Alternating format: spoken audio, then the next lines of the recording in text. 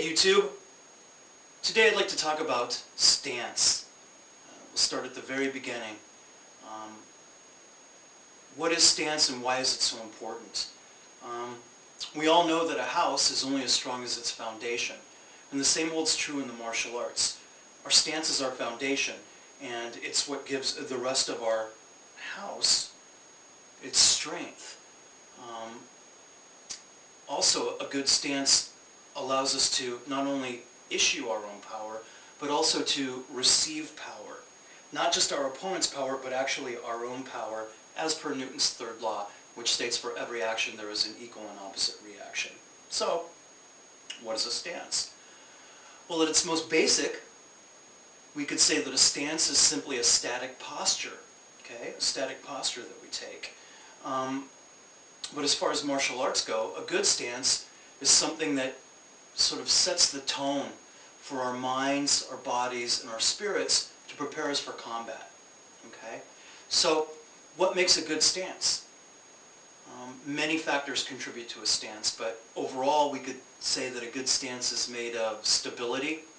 Okay? One must be stable in all directions, front, back, side, up, down. So a good stance provides stability, and again, to issue the power and to receive it. And a good stance a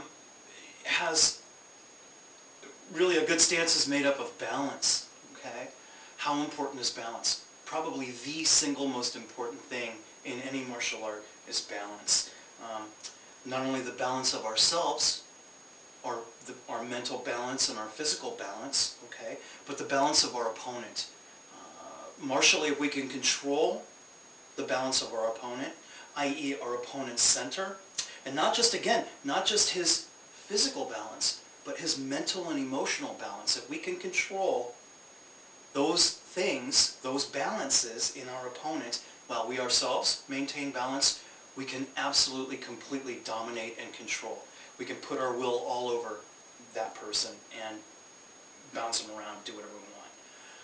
So, stability and which includes balance, okay? Also, a good stance is very mobile. We need to have movement, okay? We need to be able to move. Otherwise, defensively, we're a sitting duck.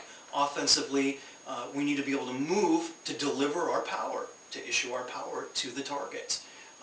If the camera's way over there, I don't care what kind of thing I do here, it'll have no effect because I can't touch you. And so, you know, all Kong Jin aside for you Chinese martial artists, and I believe that there's something to that field testing, but it's not the sender, it's the receiver, but that's a whole different thing.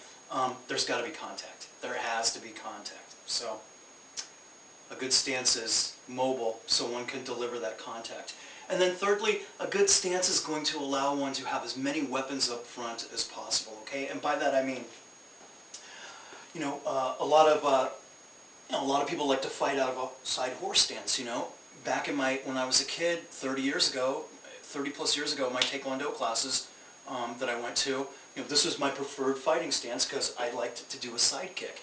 But, you know, that's pretty much the only thing that one can do from a side horse stance here is, well, that's not even very mobile to side kick, you know, whether it's a stepping side kick or you've got to lean back, you know. Really, the only thing that's really readily available is the right hand, okay? So, for the third thing, you know, bringing as many weapons online as possible, this brings one, you know, okay, versus something like this, you know, which brings a foot and both hands online. So those three things, okay? So stance has to be stable, mobile, and bring as many weapons online as possible, okay?